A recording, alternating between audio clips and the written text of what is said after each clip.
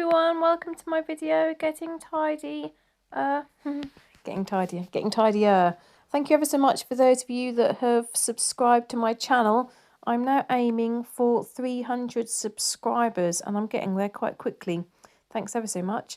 So here I am sorting out the piles and piles and piles of things that need to be put away. So there's clothes on the floor, toys on the floor, lots of things to be sorted out. So there's more to be done in this room after I've finished. I need to tidy up the top of the chest of drawers and I need to clean up on the windowsill. But at least I get rid of the pile that's in the middle of the floor. At least I'm able to do all the hoovering and make it tidier and cleaner.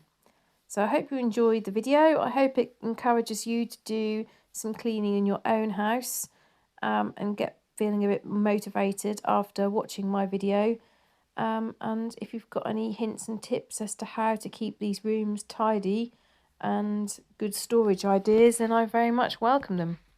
See you in the next video. Bye!